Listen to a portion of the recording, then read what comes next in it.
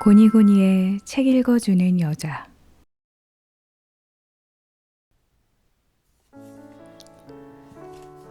안녕하세요. 고니고니입니다.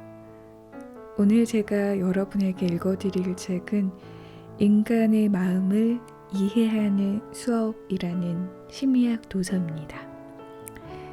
저자는 신고은 작가님이고요. 제가 여러분들에게 이 책을 소개하는 이유는 우리가 매일 조금씩 이 책을 읽는다면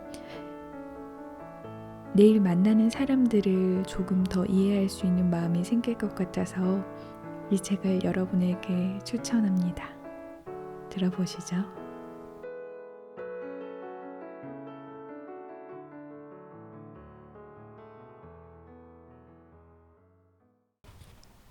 자두씨를 삼킨 강아지. 어느 여름날 물을 마시러 주방에 갔는데 식탁에 놓인 자두 몇 알이 눈에 들어왔습니다. 평소엔 좋아하지도 않던 자두가 그날따라 왜 그리 탐스러워 보이던지 깨끗이 씻어 입에 한가득 베어 물며 방으로 들어왔죠. 과즙을 뚝뚝 흘리며 자두를 맛보고 있는데 경쾌하고 분주한 발소리가 가까이 들려왔습니다. 집에서 키우는 까만 개가 방으로 들어오는 소리였죠. 동그랗게 뜬 눈에 갸우뚱거리는 고개를 보니 누나, 그거 맛있어? 나도 먹어보면 안 돼? 하고 말하는 것 같았습니다. 바로 그때 사고가 터졌습니다. 과즙으로 미끄러워진 자두를 제가 놓치고 만 것이죠. 까만 개는 때를 놓치지 않고 씨까지 통째로 꿀떡 자두를 삼켜버렸습니다. 그 바보야. 그걸 씹지도 않고 먹으면 어떡해. 평소에도 이것저것 삼키는 말썽꾸러기였기에 이번에도 별스럽지 않게 여겼습니다. 그런데 TV로 시선을 돌리는 순간 문득 한 문장이 뇌리를 스쳐 지나갔습니다. 며칠 전 반려동물 커뮤니티에서 봤던 글의 제목이었습니다. 어떡하죠? 강아지가 자두씨를 삼켰어요. 내용을 들여다보지는 않았습니다. 강아지가 옥수수를 삼켰어요. 강아지가 비닐을 씹었어요. 고양이가 털을 먹은 것 같아요. 어떡하죠? 이런 질문들은 반려동물을 처음 키우는 사람들이 의례 한 번씩은 하는 대수롭지 않은 고민이었습니다. 하지만 전에 봤을 때는 그래, 처음엔 별게 다 걱정인 거지 하고 생각하고 넘겼던 문장이 별스럽게 머릿속을 휘감았습니다. 이거 뭔가 큰일이 났다는 직감이 들었죠. 심장이 두근거리고 손에 땀이 나기 시작했습니다. 얼른 반려동물 커뮤니티에 접속해서 자두로 키워드 검색을 했습니다. 자두씨를 먹었다는 글은 그 해에만 몇 페이지 넘게 올라와 있었습니다. 그중 댓글이 가장 많은 글을 읽자마자 가슴이 철렁 내려앉았죠. 자두씨는 아래는 동그랗고 위는 뾰족한 모양이죠. 동그란 부분은 좁은 장을 미끄러지듯 잘 빠져나올 수 있지만 뾰족한 부분은 그렇지가 않습니다. 결국 자두의 과육이 위산에 녹으면 그 씨는 장 여기저기를 찌르게 됩니다. 그렇게 장을 긁으면서 내려와 출혈을 일으키고 설상가상으로 어딘가 박히면 빠지지 않아 상처를 곪게 만듭니다. 응가로 온전하게 나오지 못한 자두씨는 배 속에 남아서 상처 내기를 반복합니다. 장이 편하지 않은 강아지는 음식을 먹지 않습니다. 힘도 없어 보입니다. 하지만 특별히 문제가 있어 보이진 않습니다. 강아지의 장 속을 들여다볼 수 없는 보호자는 음식을 먹지도 않고 응가도 잘 하지 않는 강아지를 보며 어리둥절해합니다. 더워서 입맛이 없나, 컨디션이 좋지 않나 하고 지켜보기로 하죠. 그 상태가 방치되면 장은 점점 썩어가고 강아지는 결국 장폐색으로 죽게 됩니다. 보호자는 영문도 모른 채 강아지와 이별을 하게 되는 것입니다. 제 자신에게 너무 화가 났습니다. 처음부터 그 글을 자세히 봤더라면, 아니 그냥 클릭 한 번만 했더라면 조금 더 조심했을 텐데, 잠깐만 주의를 기울였다면 이런 사고를 막을 수 있었을 것을. 나는 왜 이렇게 멍청한 걸까?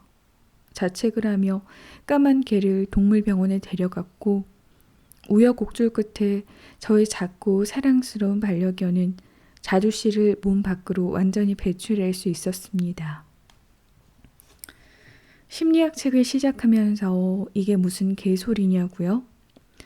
우리가 왜 심리학을 공부해야 하는지, 제가 무엇을 해야 하는지 이 사건을 통해 깨닫게 됐거든요. 우리는 모두 자두를 통째로 삼킨 강아지처럼 살아갑니다. 누군가가 주는 상처가 뾰족한지도 모르고 꿀떡 삼키죠. 하지만 시간이 흐르면 상처가 점차 본색을 드러냅니다. 덮여있던 과육이 사라지고 자두씨가 남듯 말과 행동의 포장이 사라지고 뾰족한 실체만 남게 됩니다. 이것이 우리 마음을 찔러서 피가 나고 고름이 나게 하죠. 하지만 우리는 언제부터 이 고통이 시작됐는지 알지 못합니다. 점점 상처가 커지고 덧나고 있다는 사실도 모릅니다. 그대로 방치한 채 하루하루를 살아가죠. 그래서 고통을 도저히 견딜 수 없게 되었을 때야 마음을 들여다보면 이미 돌이킬 수 없을 만큼 상처가 골마있을 때도 많습니다. 또 우리는 강아지에게 자두를 먹게 한 저처럼 살아가기도 합니다. 참 무지하게도 자두가 누군가에게 치명적일 수 있다는 상상도 하지 못합니다. 악의 없이 상처가 될 수 있는 말을 건네고 자신도 모르게 상처를 주는 행동을 합니다. 한 번 한 말과 행동은 되돌릴 수 없는데도 멈출 줄을 모릅니다. 자신이 원인을 제공했다는 사실은 꿈에도 생각하지 못하고 왜 이렇게 시름시름 앓냐며 오히려 상대방에게 화를 내기도 합니다. 이미 삼켜버린 자두씨를 꺼내는 일은 번거롭고 어렵고 또 위험한 일입니다. 불가능할 수도 있죠. 하지만 자두씨가 위험하다는 사실을 알고 있다면 어떨까요? 누군가 주더라도 먹지 않을 것이고 상대방에게 굳이 주지도 않을 것입니다. 마음의 상처도 똑같습니다. 한 번 난 상처를 치유하는 과정은 번거롭고 어렵고 또 위험합니다. 전문 상담사나 정신과 의사에게 도움을 받을 수 있겠지만 언제나 치유되고 회복되는 것은 아닙니다. 과정 또한 쉽지 않죠. 하지만 마음의 이치를 미리 안다면 완전히는 아니라도 꽤나 효과적으로 문제 발생 자체를 방지할 수 있게 됩니다. 이런 말이 상처를 준다는 사실을, 이런 행동이 위험하다는 사실을 알기만 한다면 부주의한 말과 행동으로 상처를 주고받는 일도 없어지겠죠. 마음의 이치를 어떻게 알 수 있을까요? 반려동물 커뮤니티처럼 마음에 대해 묻고 답하는 커뮤니티가 있는 것도 아닌데 말입니다. 걱정 마세요. 그 모든 이야기는 심리학을 통해 알 수 있습니다. 이게 바로 우리가 심리학을 공부해야 하는 이유입니다. 반려견에게 자두씨가 위험하다는 것은 이해하기 어려운 이야기가 아니죠. 씨가 뾰족해서 뱃속을 찌를 수 있으니 조심해야 한다는 논리는 누구나 납득할 수 있는 이야기입니다. 찾기 어려운 정보도 아닙니다. 관심만 있다면 인터넷에서 손가락 몇 번만 움직여도 알 수 있는 이야기죠. 하지만 이 보잘것없는 지식이 반려견의 생사를 결정할 수도 있습니다. 심리학도 마찬가지입니다. 그리 어렵지 않습니다. 전문 용어를 빼고 복잡한 연구 방법을 빼면 쉽게 이해할 수 있는 이야기로 가득합니다. 심심할 때 인터넷 게시물을 살펴보듯 그냥 한번 훑어보기만 하면 알 수 있는 내용입니다. 그렇지만 이런 대수롭지 않은 이야기가 우리 마음의 생사를 결정할 수도 있죠. 내가 왜 이렇게 아픈지 알 수 있게 해주고 의도하지 않게 남에게 상처 주던 내 모습을 돌아볼 수 있게 해줍니다. 물론 앞으로 같은 일이 반복되지 않도록 해주기도 하죠. 어떡하죠? 제가 마음을 다친 것 같아요. 어떡하죠? 내가 그 사람의 마음을 다치게 했어요.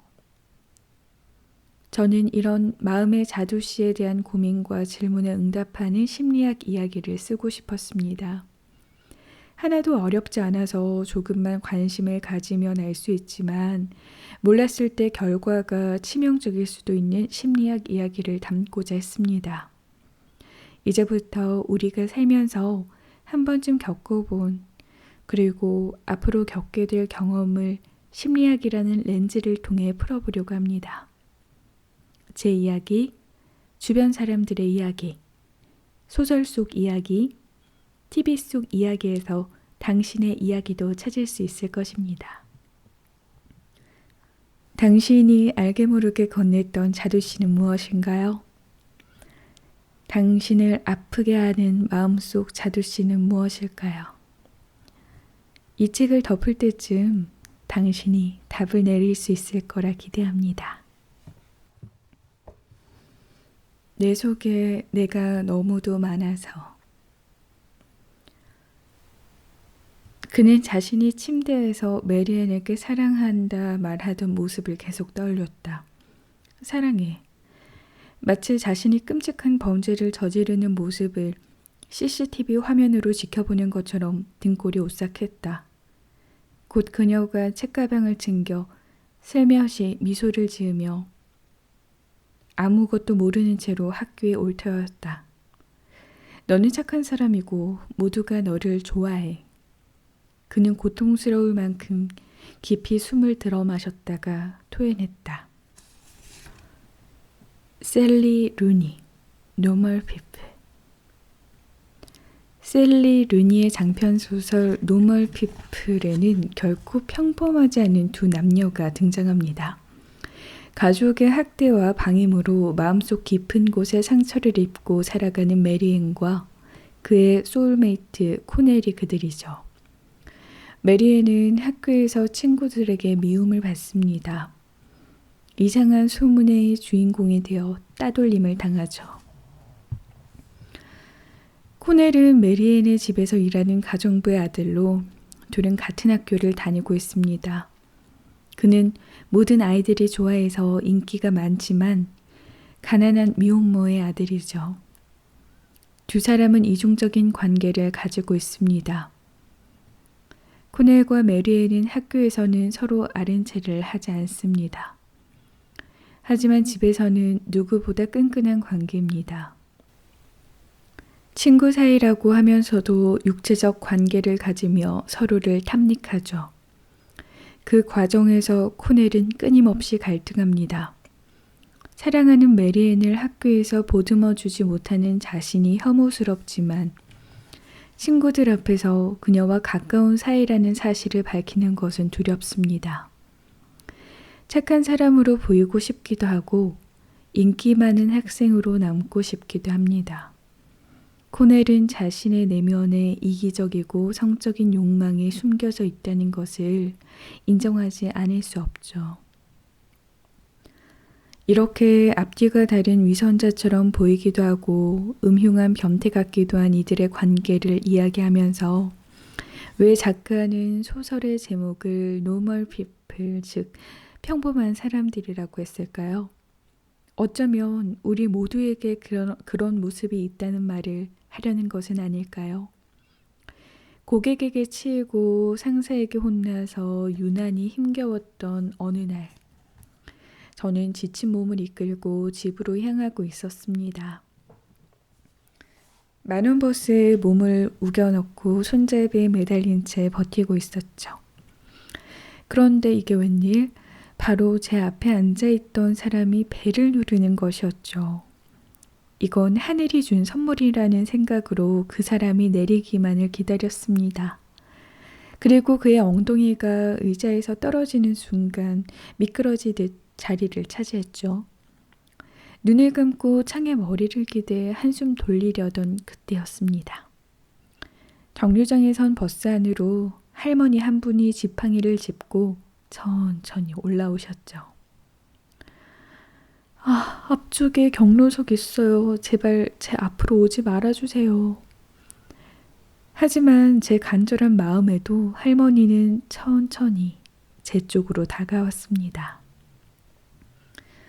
버스 안 승객들은 모두가 한마음으로 저의 양보를 격려하며 할머니께 길을 터줬죠. 구급차가 지나가도 이런 모세의 기적은 일어나기 힘든데 말입니다.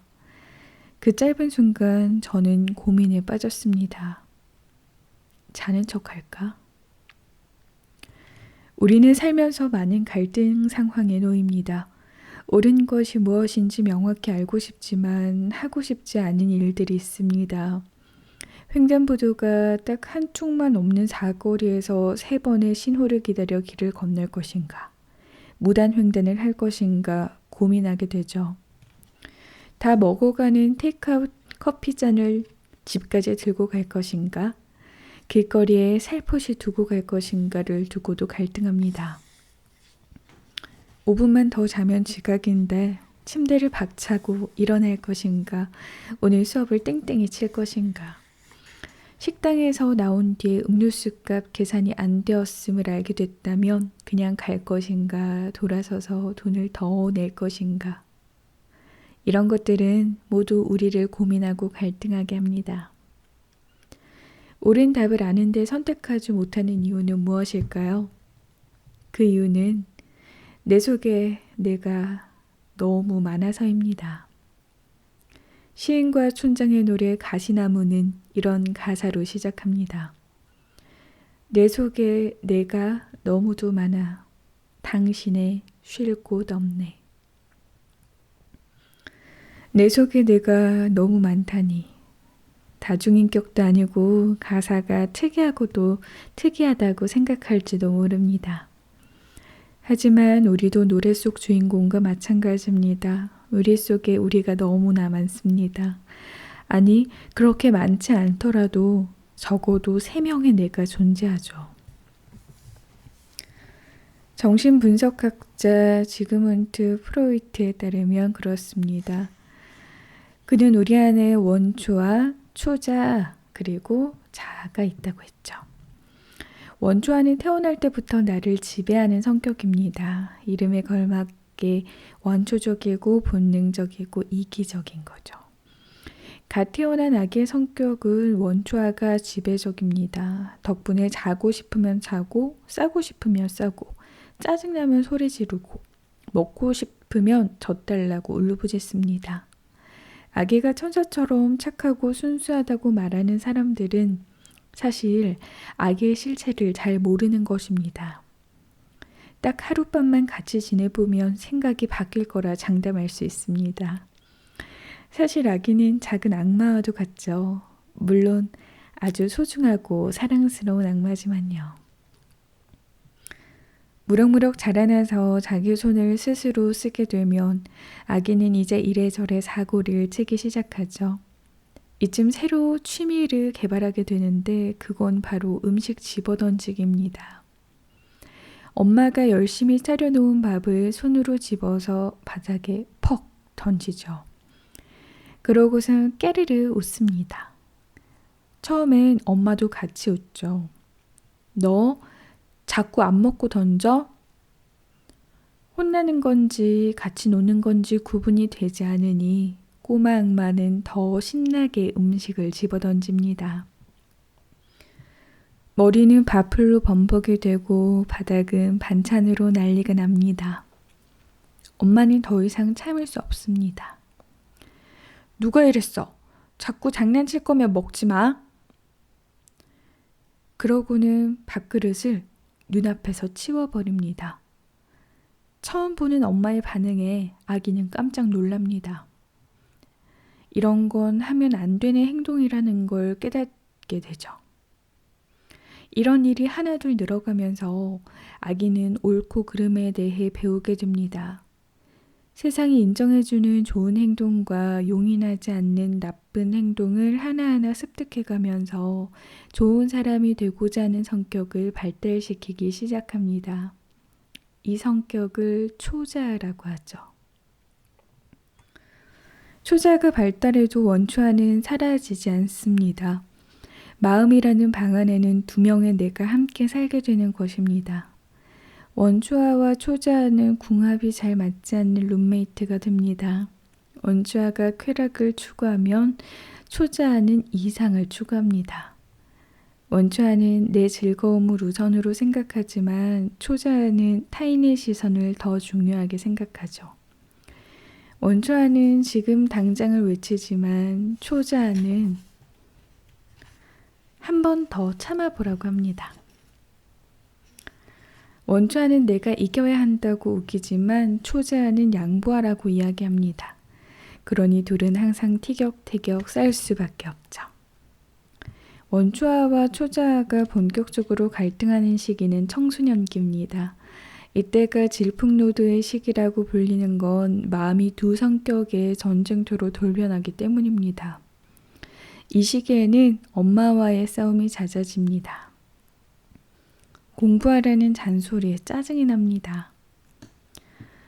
원초아가 말하죠. 야야, 대들어.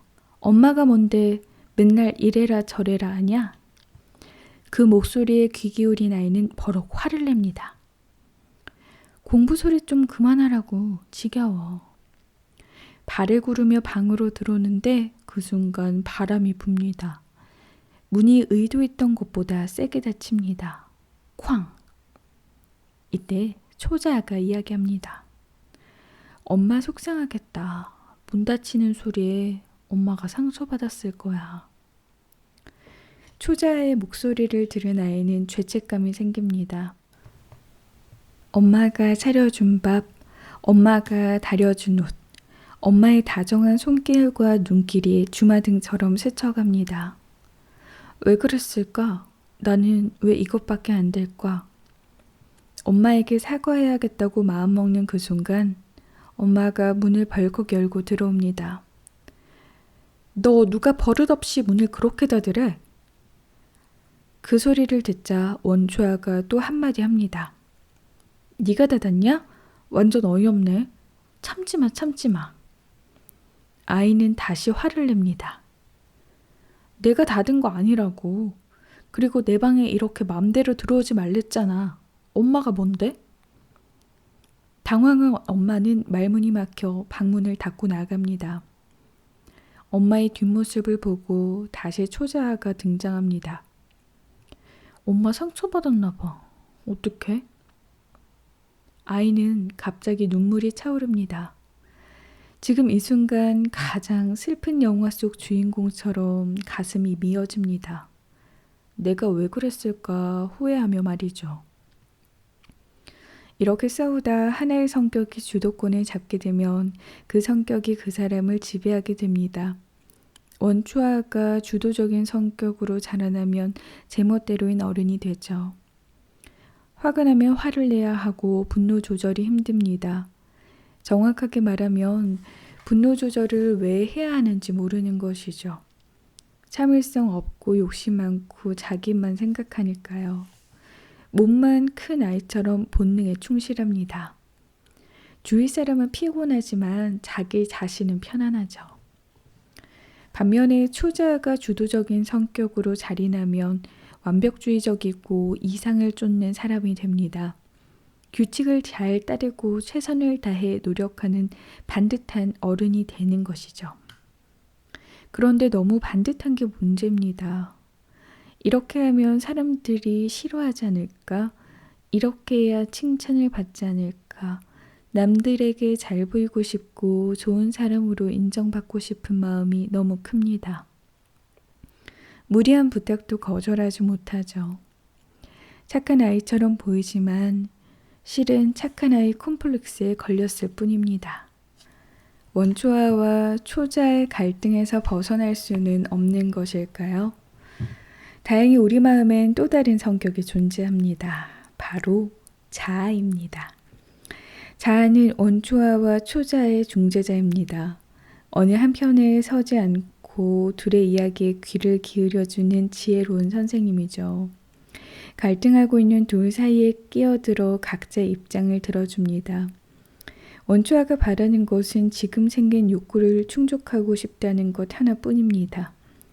화가 나면 화를 내고 싶고, 배가 고프면 먹고 싶고, 졸리면 자고 싶은 것이죠. 원초아는 이게 뭐가 잘못되었는지 모르겠다고 말합니다. 이때 옆에 있던 초자아가 말합니다. 자기는 남들에게 인정받는 좋은 사람이 되고 싶다고요. 원초아가 하고 싶은 대로 내버려 두면 내 이미지는 엉망이 될 거라고 합니다. 그래서 원초아의 결정에 사사건건 방해하며 잔소리를 할 수밖에 없다고 하죠. 둘 다 틀린 말을 하는 것 같진 않습니다. 그러니 자아는 모두가 만족할 수 있는 방법을 찾아야 합니다. 원초아의 욕구를 충족시켜 주되 사람들에게 밉보이지 않는 매너 있는 사람이 되는 길을 말이죠. 하루 종일 굶어서 배가 고팠던 어느 날 오후에 친구 집에 놀러 간 적이 있습니다. 친구가 잠시 기다리라며 씻으러 간 사이에 찬장에서 분홍색 박스 하나를 발견했죠. 제가 가장 좋아하는 초코 과자였습니다. 원초아가 속삭입니다. 그냥 먹어. 너 배고프잖아. 그러자 초자아가 끼어듭니다. 친구 음식에 함부로 손대면 안 돼. 참아. 다 큰 어른이 그것도 못 참니? 자아는 누구의 편에 들어줘야 할까요? 건강한 자아는 둘의 손을 꼭 잡고 새로운 방법을 찾아냅니다.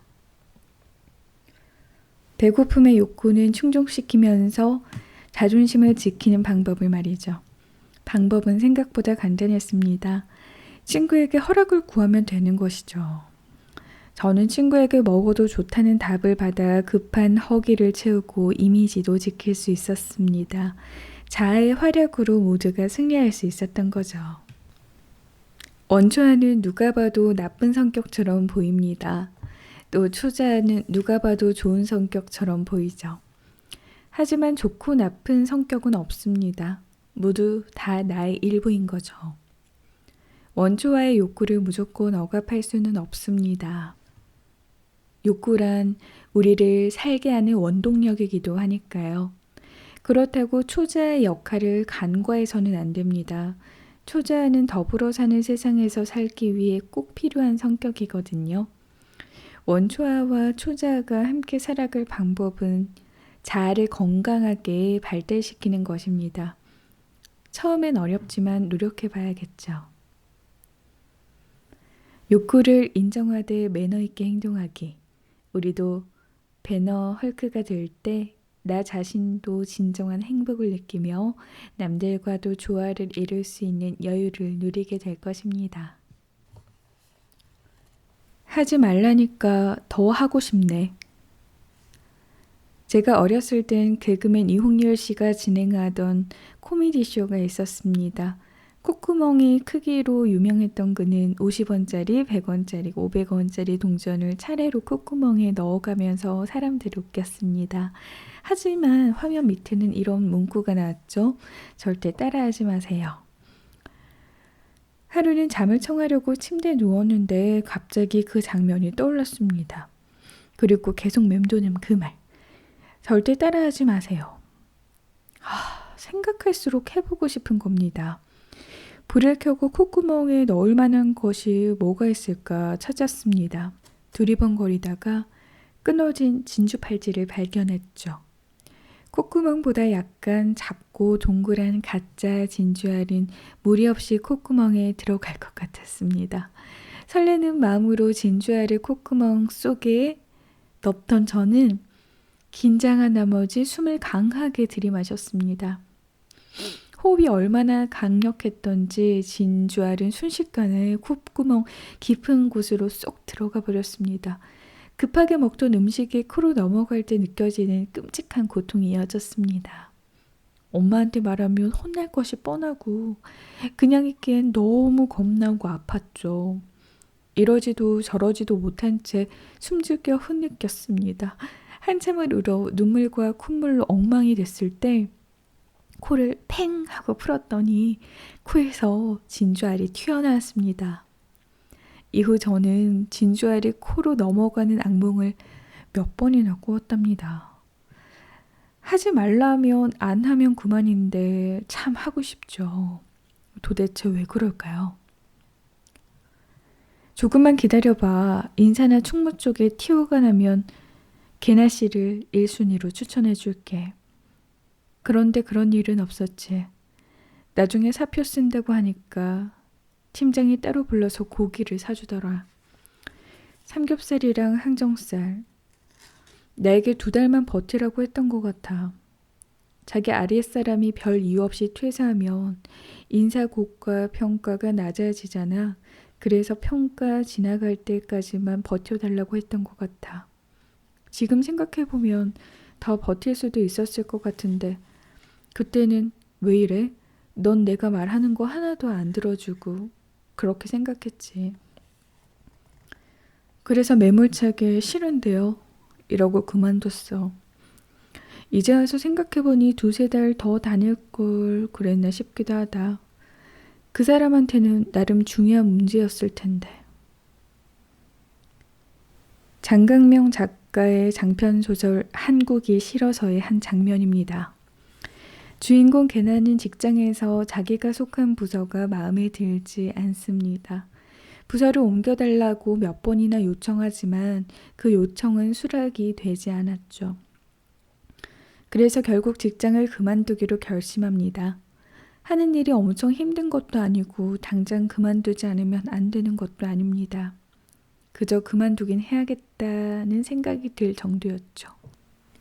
하지만 상사가 자기 사정을 내세우며 몇 달만 더 다니면 안 되겠냐고 하니 갑작스럽게 당장 그만두겠다 하죠. 다들 이런 경험 있지 않으신가요? 그만두지 말라니까 그만두고 싶고 따라하지 말라니까 따라하고 싶은 생각이 들었던 경험 말이에요. 굳이 안 해도 되는 일인데 하지 말라고 하면 더 하고 싶은 마음이 들죠. 반대로 하라고 하면 더 하기 싫어지기도 합니다. 회사에서 지금 하던 일만 처리하고 책상 위를 청소할 생각이었는데 갑자기 상사가 책상 정리 좀 하지 그러냐? 하는 순간 청소하고 싶은 생각이 싹 사라집니다. 안 그래도 안부 전화 해야지 하고 있었는데 집에 전화 좀 하라는 부모님의 잔소리를 들으면 어쩐지 전화하고 싶은 마음이 달아나죠. 어차피 사려고 한 옷인데 사세요. 이거 진짜 좋아요. 하는 옷가게 점원의 호객 행위를 마주하니 왠지 모르게 사기가 싫어집니다. 심지어 내비게이션에 반항하고 싶을 때도 있죠. 100m 앞에서 직진하세요. 라며 낯선 길로 안내하면 싫은데? 하면서 내가 알던 길로 우회전을 합니다. 물론 그렇게 하자마자 그 길이 사고로 엄청나게 정체된다는 사실을 깨닫고 가슴을 치며 후회하기지만요. 누군가가 내가 가지고 있는 것을 갑자기 빼앗으면 어떨까요? 길을 걷는데 내 가방을 소매치게 간다거나 글씨를 쓰고 있는데 펜을 확 낚아챈다거나 밥 먹는데 숟가락을 빼앗아 간다면 말이죠. 굉장히 화가 나겠죠. 뭐든지 내 거라고 생각하면 빼앗기고 싶지 않은 것이 당연합니다. 우리가 소중하게 지키고 싶어 하는 것 중 가장 빼앗기기 싫어하는 것이 바로 선택권입니다. 우리에게는 스스로 의사결정을 하고 내 인생을 자유롭게 통제하고 싶어 하는 욕구가 있습니다. 일의 순서, 오늘 입을 옷, 저 사람에게 하고 싶은 말, 물건 구매 여부 등을 모두 내 자유의지로 결정하고 싶어 하는 거죠. 그런데 누군가 나에게 이래라 저래라 하면 나의 선택권을 박탈당했다는 느낌이 들게 됩니다. 누군가가 나의 자유를 위협한다는 느낌을 받으면 반발심이 생기게 되고 자유를 지키기 위해 상대방의 의사와 반대되는 선택을 하게 됩니다. 이처럼 하지 말라고 하면 더 하고 싶고 하라고 하면 더 하기 싫어지는 청개구리 심리를 리액턴스 효과라고 부릅니다. 이 효과가 가장 극명하게 드러나는 때는 보통 사랑을 반대당하는 경우입니다. 이루어질 수 없는 사랑과 주변 사람들의 반대로 인한 고통, 우리는 로미오와 줄리엣의 한 장면에서 봤던 감동적인 장면을 기억합니다. 대체 사랑이 무엇이기에 목숨을 걸고 가족을 버리는 걸까요? 사실 그건 사랑 때문이 아닐 수도 있습니다. 그저 반대에 대한 반대일 뿐일 수도 있어요. 내가 사랑하는 사람을 선택할 수 있는 자유를 박탈당했다는 기본에서 오는 반발심일 수 있다는 이야기입니다. 그런 반발심은 사랑을 더욱 불타게 만듭니다. 리액턴스 효과가 이런 상황에서 자주 일어나다 보니 소유할 수 없는 것을 소유하고 싶어하는 욕망이 생기는 심리를 로미오와 줄리엣 효과라고 부르기도 한답니다. 김현수 작가의 장편소설 파도가 바다의 일이라면에서도 이 효과의 사례를 찾아볼 수 있습니다. 그날 우리가 도서실에서 키스한 건 사실이었으니까. 하지만 그건 정말 우연한 것이었어. 절대로 의도된 것도 아니고 서로 그만큼 절실한 마음이 있었던 것도 아니야. 그건 부주의하게 길을 가다가 아마도 울고 있거나 암튼 다른 곳에 신경을 쓰고 있다가 두 사람이 서로 부딪히는 것과 같았다고나 할까. 하지만 이제는 단순히 키스의 문제를 넘어섰지. 소문도 소문이지만 선생님의 마음이 변하기 시작한 거야. 교장실에 불러가서 주의를 받게 되자 더욱더 자신은 나를 사랑하는 것이라고 믿게 된 거야. 교장이 남자라면 그럴 수도 있지만 선생은 그래서는 안 된다고 말하니까 오히려 그 말에 반발심이 생겼고 선생님은 그걸 비극적 사랑이라고 생각했던 모양이야. 고등학생인 주인공은 젊은 남교사와 부끄러운 일을 저지르게 됩니다. 하지만 우연한 사고였을 뿐이라며 의미를 부여하지 않고 넘어가죠. 문제는 남교사에게 일어납니다. 소문은 금세 퍼지게 되고 교장 선생님 귀에까지 들어가게 되죠. 남교사는 교장실에 불려가 질책을 당합니다. 교사로서 부적절한 행동이었음을 지적당한 것이죠. 그 순간 남교사에게 반발심이 생기고 맙니다. 자신의 자유로운 사랑을 억압하는 자가 나타나니 반항하고 싶어진 거죠. 그러면서 자신의 행동이 진짜 사랑으로 인한 것이라고 생각하게 되죠. 그것도 슬프고 아름답고 비극적인 사랑이라고요. 인간에게는 자유의지가 있고 이를 침해당하지 않으려는 본능이 있습니다. 그래서 누군가가 설득하면 할수록 저항하고 반대로 가려고 합니다. 그렇다면 상대방을 설득하고 싶을 때 어떻게 하면 좋을까요? 방법은 간단합니다. 반발 심리를 역으로 이용하면 됩니다. 한 번은 MBC 예능 프로그램 마이 리틀 텔레비전 V2에서 배우 김수미 씨가 고민 상담을 해준 적이 있습니다. 그때 이런 사연이 올라왔죠. 다이어트 하는데 마음이 안 잡혀요. 도와주세요. 그러자 김수미 씨는 의외로 다이어트를 하지 말라고 합니다. 세상 사람들이 다 개미 허리면 살맛이 나겠냐며 실컷 처먹고 허리 한 40인치가 되라고 하죠. 이태원에 가면 빅사이즈 옷을 파니까 양푼에 밥 2그릇씩 먹고 고지혈증, 당뇨병에나 걸리라고도 합니다. 심지어 빨리 가서 당장 라면을 10개 끓여 먹으라는 말까지 하죠. 이렇게 조언인지 독설인지 저주인지 모를 말을 퍼붓고는 갑자기 며칠 후 요단강 건너가 만나리 하며 장례식에서나 부를 법한 찬송가를 부르기 시작합니다. 댓글창에서는 지금 먹고 있던 과자 버렸다. 다이어트 하겠다. 안 먹겠다. 라는 메시지들이 폭주했습니다. 마음껏 먹으라고 하니까 오히려 안 먹어도 될 것 같다는 이야기죠. 만약 건강 프로그램에 의학 전문가가 나와서 고민 상담을 했다면 어땠을까요? 이 음식을 먹으면 고지혈증에 걸립니다.